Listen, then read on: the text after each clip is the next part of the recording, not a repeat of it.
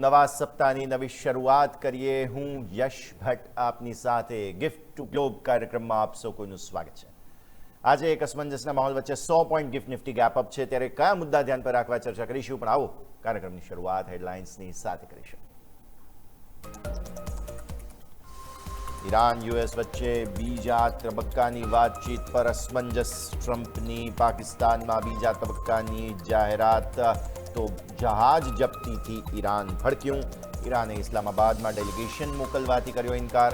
નાકાબંધી અને હુમલા વચ્ચે વાતચીત શક્ય નહીં એવું કહ્યું ઈરાન.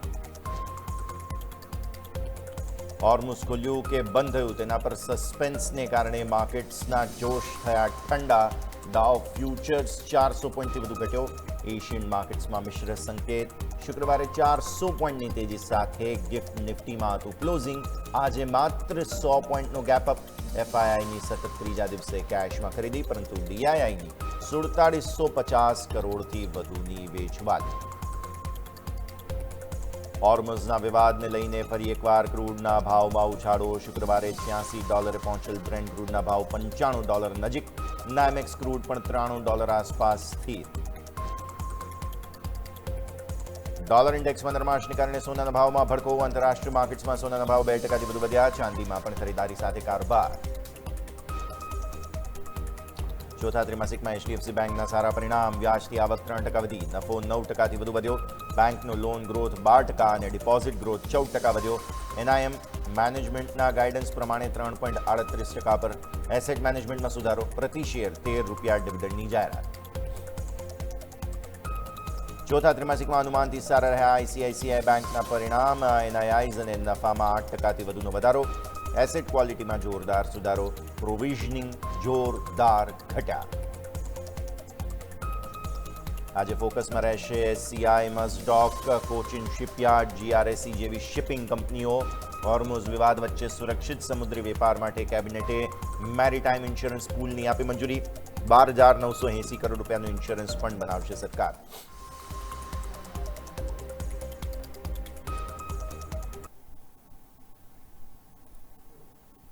આવો કરીએ શરૂઆત. ભારતીય કારોબારી સત્ર શરૂ થવા જઈ રહ્યા છે. દર્શક મિત્રો, શનિ રવિમાં ઘણું બધું થયું છે. શુક્રવારે રાત્રે અગર કદાચ તમે જો ગિફ્ટ નિફ્ટી તરફથી ક્લોઝ જોયો હોય તો એ ક્લોઝ બહુ જ ઉત્સાહજનક હતો. કંઈક 401 પોઈન્ટની તેજી હતી એક સમયે, જે ઘટીને પછી છેલ્લે કંઈક 301 પોઈન્ટ આસપાસની તેજી સાથે માર્કેટ્સ બંધ થયેલા હતા 2:30 વાગે રાત્રે. પરંતુ આજે સવારે તમે જુઓ ગિફ્ટ નિફ્ટી તો અત્યારે ફિલહાલ માત્ર અને માત્ર 100 પોઈન્ટ આસપાસની જ તેજી બચી છે. જે સવાલ ઊભો કરે મનમાં કે એવું તો શું થયું શનિ રવિમાં કે જેના કારણે ગિફ્ટ નિફ્ટીનો સંકેત માત્ર અને માત્ર 100 પોઈન્ટની જ તેજીનો છે. તો સવાલનો જવાબ તમને મળશે ટ્રમ્પ સાહેબ અને ઈરાન વચ્ચેના ફરી એકવાર કન્ફ્યુઝન અને જે સ્ટ્રેટ ઓફ હોર્મુઝ છે, આ સ્ટ્રેટ ઓફ હોર્મુઝ ખુલ્લું છે કે બંધ છે તેને લઈને કન્ફ્યુઝનને વચ્ચે. અને થોડા હુમલા પણ થયા ફરી એકવાર સ્ટ્રેટ ઓફ હોર્મુઝમાં, અને એમાં 2 જહાજ તો ભારતીય ક્રૂડ કેરિયર્સ જ હતા કે જેના પર હુમલા થયા ઈરાન દ્વારા. અને અમેરિકાએ પણ એક ઈરાની જહાજ પર હુમલો કર્યો અને એને કબજે કરી લીધું. તો આ બધાની વચ્ચે ટેન્શન થોડું વધ્યું. એને કારણે ગિફ્ટ નિફ્ટીનો જે 400 પોઈન્ટનો ગેપ અપ હતો, એક સમયે 300 પોઈન્ટ ગણીએ ચલો, તે અત્યારે 100 પોઈન્ટનો ગેપ અપ ઓપનિંગ છે. તો આ તો થઈ ગયો તમારા માટે ગિફ્ટ. અચ્છા, અમેરિકન માર્કેટ્સનો ક્લોઝ કેવો રહ્યો જરા એ પણ જોઈ લઈએ. તો અમેરિકન માર્કેટ્સનો શુક્રવારનો ક્લોઝ બહુ સારો હતો. મેં જેમ કહ્યું ને કે ગિફ્ટ નિફ્ટી પણ બહુ સારો હતો. શુક્રવારે જુઓ તમે, જબરદસ્ત તેજી જોવા મળી. 868 પોઈન્ટની તેજી હતી ડાઉમાં. S&P 500 1.25%ની તેજી. નાસ્ડેકમાં 0.5%ની તેજી. પરંતુ તમે અત્યારે તમે ફ્યુચર્સ જુઓ ડાઉના તો 0.5% ઘટેલા છે. ડાઉ ફ્યુચર્સ 350 પોઈન્ટ આસપાસ. S&P ફ્યુચર્સ પણ તમે અત્યારે જુઓ તો તે 0.5% ઘટેલા છે અને નાસ્ડેક ફ્યુચર્સ પણ 0.5% ઘટેલા છે. આ તમે જુઓ છો એ પ્રમાણે, જે સ્પષ્ટપણે બતાવે છે કે એક નર્વસનેસ આવી ગઈ. ઉપલા સ્તરોથી જે ફ્યુચર્સ છે તે ઘટેલા છે. અચ્છા, એશિયન માર્કેટ્સ જોઈ લો તમે તો એશિયન માર્કેટ્સમાં નિક્કઈ જેપનીઝ માર્કેટ્સ કંઈક અલગ મૂડમાં છે. આજે ફરી એકવાર 1%ની તેજી બતાવે છે. કેમ કે શુક્રવારે તો એમના માર્કેટ્સ તો બહુ વહેલા બંધ થઈ ગયા હોય, રાઈટ? એટલે એ હવે જે ડાઉનની તેજી હતી ઓલરેડી તેને ડાયજેસ્ટ કરી રહ્યા છે. આવી જ રીતે આપણા માર્કેટ્સ પણ વહેલા બંધ થઈ ગયા હતા. એટલે આપણા જે ફ્યુચર્સ ગિફ્ટ નિફ્ટી જે કહેવાય બેઝિકલી એ 400 પોઈન્ટ હતો, અત્યારે માત્ર 100 પોઈન્ટ છે. પછી તમે જુઓ હવે નિક્કઈ, આ સિવાય અન્ય એશિયન માર્કેટ્સની હું તમને વાત કરું તો સ્ટ્રેટ્સ ટાઈમ્સ ફ્લેટ ટુ નેગેટિવ ઝોનમાં છે.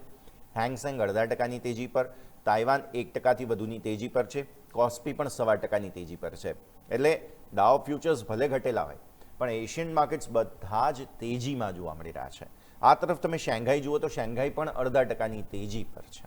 મતલબ કે અસમંજસનો માહોલ છે, પણ તે વચ્ચે એશિયન માર્કેટ્સ બધા જ સેલિબ્રેટ કરી રહ્યા છે. આપણે પણ એટલીસ્ટ 100 પોઈન્ટની તેજી તો જોઈ જ રહ્યા છીએ.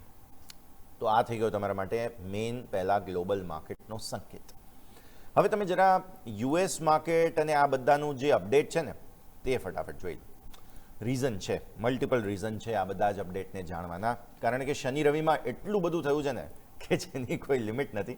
અને કયા સંકેતને ગણવા કયાને ના ગણવા એ તમે જુઓ. પહેલા શુક્રવારે બહુ જબરદસ્ત તેજી જોવા મળી યુએસ માર્કેટમાં અને રેકોર્ડ બ્રેક તેજી હતી એમ કહેવું જોઈએ. હકારાત્મક પોઝિટિવ આપણે જુઓ તો જીઓપોલિટિકલ જેટલા પણ ટેન્શન છે તે ઇઝ આઉટ થઈ રહ્યા હતા શુક્રવારે રાત્રે. તમે જોવું હોય તો ડાઉ તો એક સમયે 2-2.5% વધુની તેજી પર 0.5% તેજી પર હતો અને ત્યાંથી પછી ક્લોઝિંગ થોડું નીચે આવીને બંધ થયું.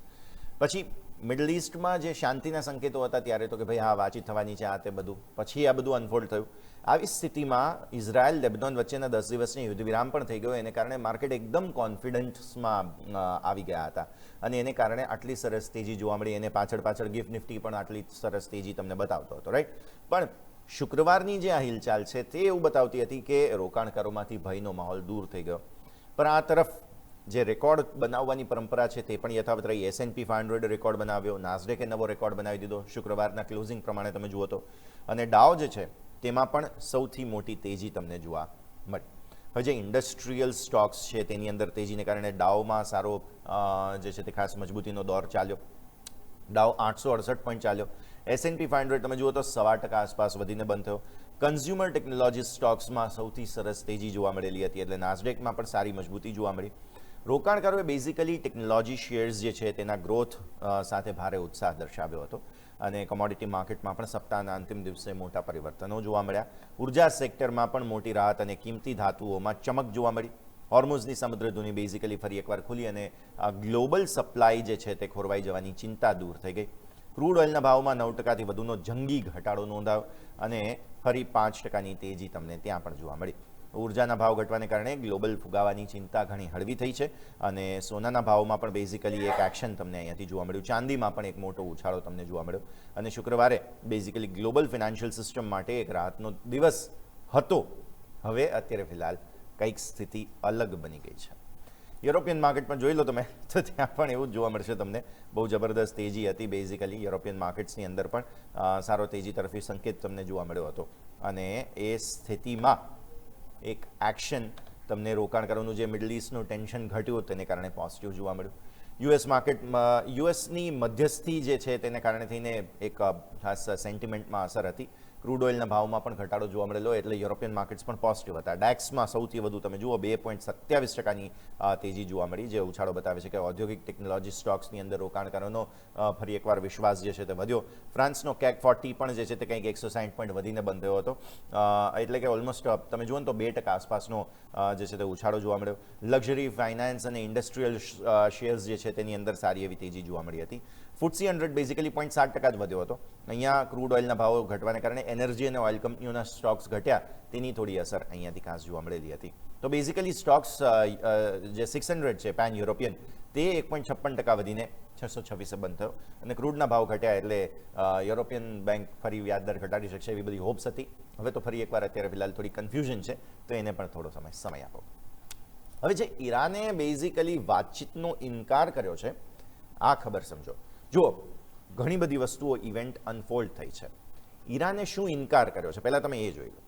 ઈરાને બેઝિકલી અમેરિકા સાથે બીજા રાઉન્ડના વાટાઘાટો જે આજે થવાનો છે, સપોઝેડલી આજે ને આવતીકાલે ઇસ્લામાબાદ પાકિસ્તાનમાં, તો બીજા રાઉન્ડના વાટાઘાટો માટે ઈરાન ઇનકાર કરી રહ્યું છે અને અમેરિકાની અવાસ્તવિક માગણીઓ અને નેવલ બ્લોકેટથી ઈરાન નારાજ છે. એમણે કહ્યું, ટ્રમ્પ સાહેબ સામે એમ કહી રહ્યા છે કે મારા પ્રતિનિધિઓ તો વાટાઘાટો માટે સોમવારે ઇસ્લામાબાદ જશે, તમે આવો છો કે નહીં એ તમારા ઉપર છે. ત્યારે શાંતિ કરાર નહીં થાય તો ઈરાનના બ્રિજ અને પાવર પ્લાન્ટ ઉડાવી દઈશું એવું ટ્રમ્પ સાહેબે ફરી ધમકી પણ આપી દીધી. બુધવાર એટલે કે 22 એપ્રિલના રોજ આ વર્તમાન યુદ્ધ વિરામ હવે પૂરો થાય છે.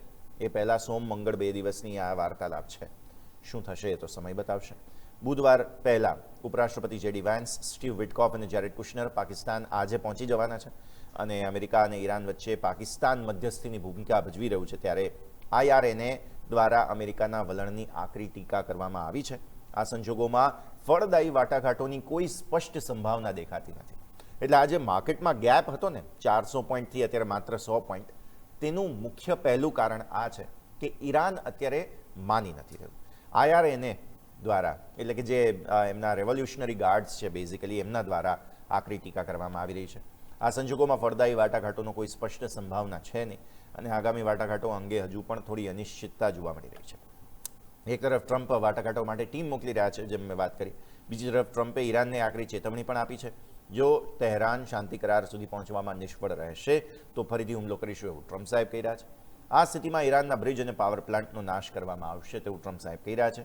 અને ચાલુ યુદ્ધ વચ્ચે પાકિસ્તાન એક મધ્યસ્થ તરીકે ઉભરી આવ્યું છે. તો આ સ્થિતિ પર પણ નજર રાખીએ. અમેરિકા ઈરાન વચ્ચે પ્રથમ રાઉન્ડનો વાટાઘાટો પણ ઇસ્લામાબાદમાં જ થયો હતો અને ઈરાનની જે તહેરાનની બેઝિકલી પરમાણુ મહત્વાકાંક્ષાઓ સહિતના અનેક મુદ્દાઓ પર બંને દેશ વચ્ચે મોટા મતભેદો હતા, જે કારણે એ વાટાઘાટો નિષ્ફળ રહ્યો હતો. બીજા રાઉન્ડમાં હવે જેડી વાન્સ હાજરી આપશે કે કેમ તે અંગે શરૂઆતમાં મૂંઝવણ હતી, પછી વ્હાઇટ હાઉસે સ્પષ્ટતા કરી કે હા, જેડી વાન્સ બેઠકમાં આવવાના છે. તો કંઈ નક્કી નથી થઈ રહ્યું, કઈ બાજુ જશે, કઈ દિશામાં જશે તે પણ નક્કી થઈ નથી રહ્યું. હવે ઈરાન તહેરાન જે છે તેઓ ખાસ ઇસ્લામાબાદ આવવાના છે કે નહીં તેને લઈને પણ સ્પષ્ટતા નથી. અને આ બધાની વચ્ચે ક્રૂડના ભાવમાં થોડો વધારો આવ્યો, બાકી જે માર્કેટમાં અત્યારે ફિલહાલ જે ગેપઅપ હતા એ ન થયા, તે બધી અસરો. પણ એશિયન માર્કેટ્સ તો તેજીમાં જ છે, તે યાદ રાખો. આવો દર્શક મિત્રો, આ સાથે જ હવે એક નાનકડા વિરામનો અત્યારે ફિલહાલ સમય થઈ રહ્યો છે, તો એક બ્રેક લઈ લઈએ અને બ્રેક બાદ અમે દર્શક મિત્રો આપને ભારત સરકારે જે બહુ મોટો નિર્ણય અત્યારે ફિલહાલ કર્યો છે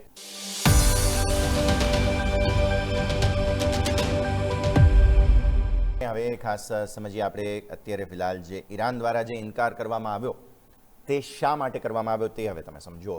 US મરીન્સ દ્વારા ગઈકાલે ઈરાનનું જે એક જહાજ છે તે સ્ટ્રેટ ઓફ હોર્મુઝથી બહાર આવી રહ્યું હતું. આપણે જાણીએ છીએ કે અમેરિકાએ બ્લોકેડ લગાવેલો છે, તો અમેરિકા ઈરાન વચ્ચે સીધી અથડામણની વધુ એક મોટી ઘટના શનિ રવિમાં સામે આવી. અમેરિકાએ ગલ્ફ ઓફ ઓમાનમાં એક ઈરાની જહાજ પર હુમલો કર્યો અને ઈરાની કાર્ગો જહાજ છે તૌસ્કા, જેના પર હુમલો કરવામાં આવ્યો, તેના એન્જિન રૂમ પર ગોળીબાર કરીને જહાજને નિષ્ક્રિય કરવામાં આવ્યું. ટ્રમ્પ સાહેબ અને US સેન્ટ્રલ કમાન્ડ છે તેમણે આ જહાજ પર સત્તાવાર હુમલાની પુષ્ટિ કરી અને USS પ્રુઆન્સ જે જહાજ હતું તેણે ઈરાની જહાજના એન્જિન રૂમ પર ગોળીબાર કરી અને ત્યારબાદ અમેરિકન મરીન્સે ઈરાની જહાજમાં પ્રવેશ્યા અને આ જહાજને કબજે કરી લીધું. એટલે ઈરાન પર દબાણ બનાવવા માટે અમેરિકાએ જે સ્ટ્રેટેજી અપનાવી છે તેમાં તેમણે એક્ટ પણ કર્યું. એટલે એવું નથી કે માત્ર વાતો કરી રહ્યા છે બ્લોકેડની, તેઓ આક્રમક સ્વરૂપે એ બ્લોકેડનું પાલન પણ કરી રહ્યા છે. ત્યારે અમેરિકાએ ઈરાની બંદરો પર આવતા જતા જેટલા પણ નેવલ જહાજો છે તેના પર નેવલ બ્લોકેડ લગાવેલો છે, એટલે એ જહાજો બહાર નીકળી ન શકે તેની પૂરતી ખાસ કોશિશ કરવામાં આવેલી છે. તો ગત સપ્તાહથી અમેરિકાએ ઈરાની બંદરો પર બ્લોકેડ લગાવેલો છે અને અગાઉ ઈરાને હોર્મુઝની સામુદ્રી ધુનીમાં કમર્શિયલ જહાજો પર ખાસ હુમલો કર્યો હતો અને એમાં ભારતના પણ 2 જહાજો આગળ હું તમને ખબર બતાવીશ. અમેરિકન દળો દ્વારા આ વિસ્તારમાં સઘન પેટ્રોલિંગ કરવામાં આવે છે અને ઈરાનના જહાજોને બેઝિકલી જવા દેવામાં આવતા નથી. તો સ્થિતિ સ્ફોટક બની અને આ જે પગલું હતું અમેરિકાનું તેને કારણે ઈરાન અત્યારે ફિલહાલ છંછેડાયું છે. ઈરાનનું કાર્ગો જહાજ જપ્ત કરી લેવામાં આવ્યું, જે તહેરાનની વળતા પ્રહારની ચીમકી તે બાદ સામે આવી. મેં જે તમને કહ્યું તૌસ્કાને કબજે કરવામાં આવ્યું છે અમેરિકા દ્વારા.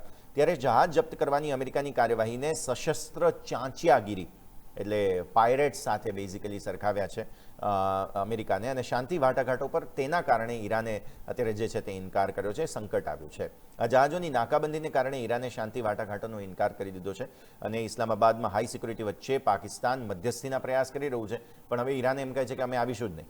તો હવે અમેરિકાનું સૈન્યનું સત્તાવાર નિવેદન આવ્યું છે કે ઈરાને દરિયાઈ નાકાબંધી તોડવાનો પ્રયાસ કર્યો હતો, એટલા માટે અમે ઈરાનના એક જહાજનું પહેલાં તો એ જહાજને અમે આંતર્યું અને ત્યારબાદ તેને કબજે કર્યું છે. આ નાકાબંધીને કારણે ગ્લોબલ કોમોડિટી માર્કેટમાં સપ્લાય ચેઇન ફરી એકવાર ખોરવાઈ રહી છે અને પાકિસ્તાન હજુ પણ આ બંને દેશો વચ્ચે કહી શકાય કે શાંતિ મધ્યસ્થી કરાવવાની ભૂમિકા માટે તૈયાર છે. પણ હવે જોઈએ, અત્યારે યુદ્ધના વાદળો વધુ ગહેરા બનતા જોવા મળી રહ્યા છે. હવે જે ભારતીય જહાજ પર હુમલો થયો આ મુદ્દાને ખાસ તમે સમજો.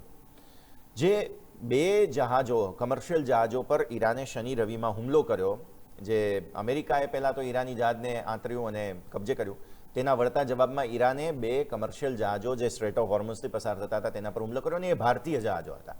આ બંને ક્રૂડ લઈને જતા હતા. વિદેશ મંત્રાલય, ભારતનું વિદેશ મંત્રાલય બેઝિકલી તેમણે નિવેદન જાહેર કરી અને શનિવારે ભારતીય જે 2 કમર્શિયલ શિપ હતા તેના પર હુમલાની પુષ્ટિ કરી. આ હુમલાનો શિકાર બનેલા બંને જહાજો પર ભારતનો ધ્વજ હતો અને તેઓ ક્રૂડ ઓઇલ લઈ જઈ રહ્યા હતા. આ ઘટનાને પગલે ભારતે તાત્કાલિક ધોરણે કડક કૂટનૈતિક એક્શન લીધી અને ભારતે સખત વિરોધ નોંધાવ્યો અને નવી દિલ્હીમાં જે ઈરાનના રાજદૂત ડિપ્લોયડ છે તેમને તલબ કરવામાં આવ્યા.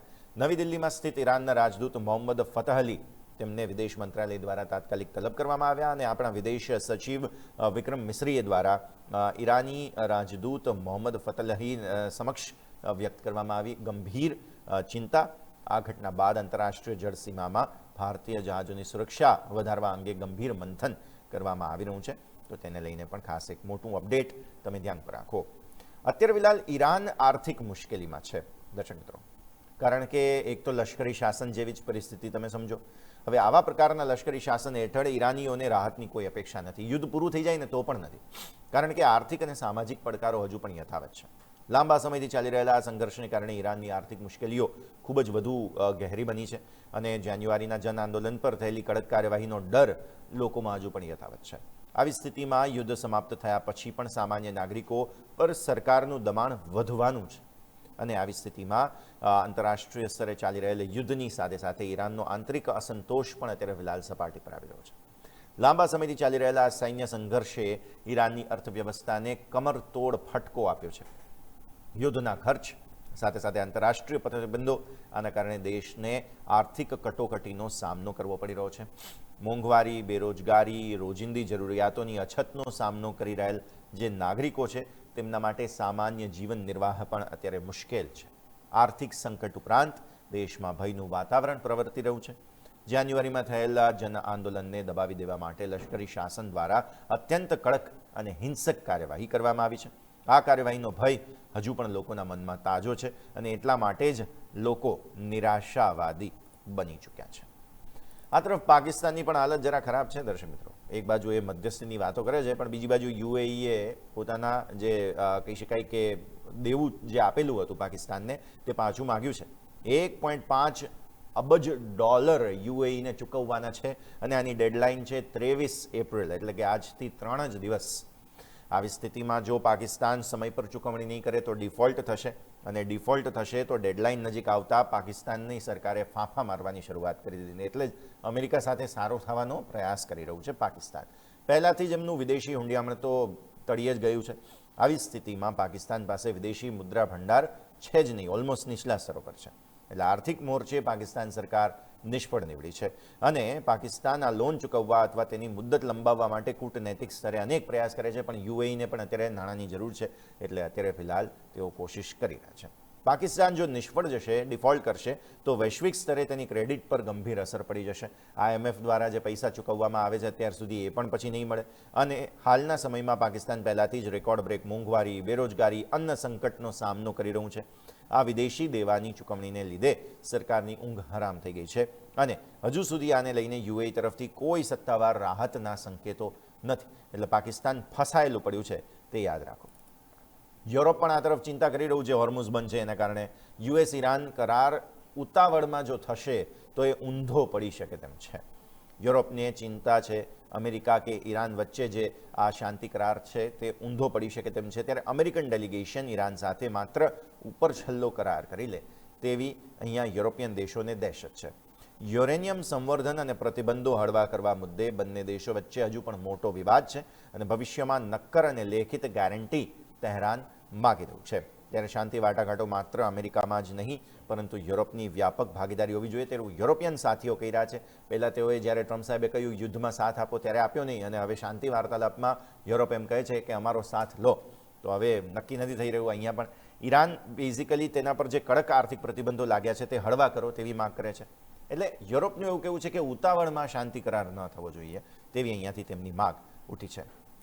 આ તરફ ગઈકાલે હતી અક્ષય તૃતીયા એટલે કે અખાત્રીજ, પરંતુ સોનાની માગ જે છે, કેમ કે પરંપરા સ્વરૂપે એવું કહેવામાં આવે છે કે સોનું ખરીદવામાં આવે અખાત્રીજ પર, પરંતુ ગઈકાલે જે ઊંચા ભાવો હતા તેના કારણેથી અખાત્રીજે સોનાની ખરીદીમાં ભારતમાં નીરસ જે છે તે ખાસ એક્શન જોવા મળ્યું.